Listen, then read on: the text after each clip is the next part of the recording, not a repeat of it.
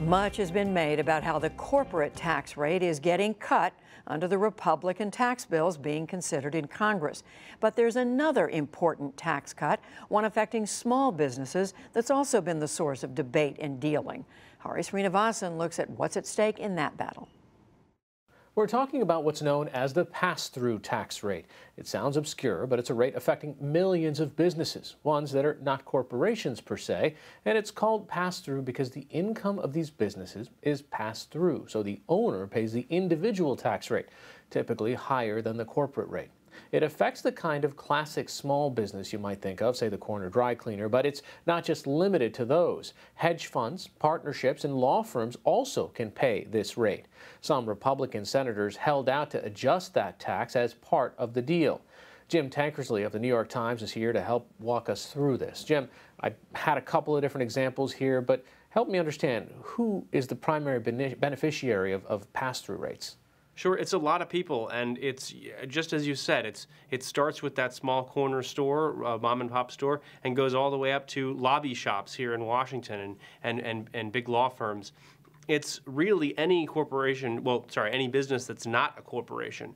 And in particular, it's a huge amount of economic activity right now in the United States. The majority of money earned in America comes through pass-throughs, not traditional corporations. So why is this rate, or the adjustment of this rate, so important to the people that benefit from this? Well, they want to have a level playing field with corporations who are also getting a big tax cut in this bill, and so they have asked for a lot of special treatment compared to just regular workers who pay also through the individual income tax. What are the rates as of now, and how would they change? I know that's still being negotiated to some level. Right, yeah, well, that's true. There's still some moving pieces in the legislation. But right now, if you're a pass-through owner, you can pay up to 39.6%. That's the top individual income tax rate. The Senate bill would cut that rate to 38% for all individuals at the very top. And then beyond that, for everybody, no matter what your rates are up and down the scale, they would give you a 20% deduction on the income you earn through your pass-through, up to $500,000 for couples, $250,000 for individuals. There's also a big range of small businesses, so to speak, that aren't corporations. So is there any idea of how many of these small mom and pop stores actually make enough money that they would benefit from not having to pay 39%, but maybe now down to 20%?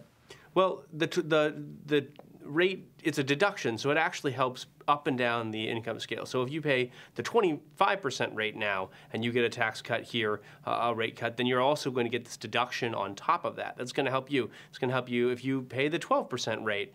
Now, interestingly, it's also going to help, for example, the Trump Corporation, the big companies that are, again, earning that top rate. So what you have here is a deduction, and what that deduction does is gives everybody up and down the scale some help.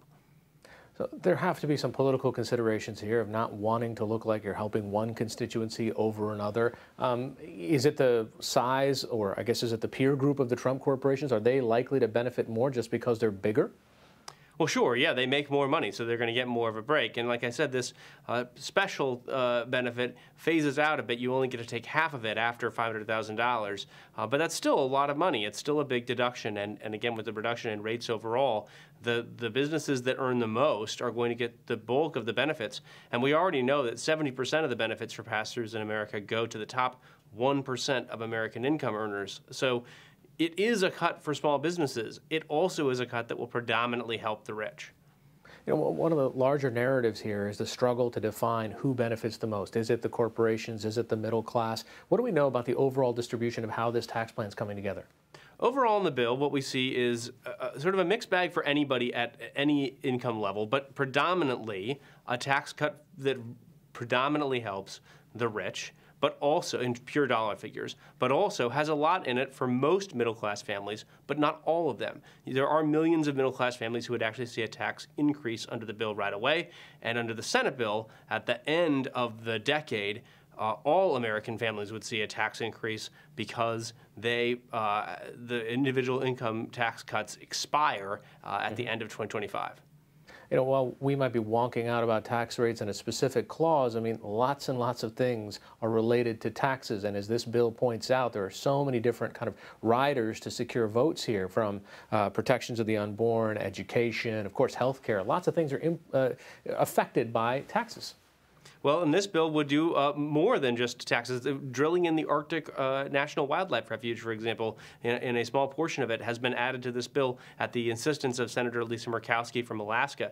There are several provisions like that, and in this last frantic hours of trying to line up the votes, you can expect Republicans to make even more changes, add even more perhaps extraneous and sometimes very central things to the bill in that attempt to win votes. All right, Jim Tankersley of the New York Times. Thanks so much. Thank you.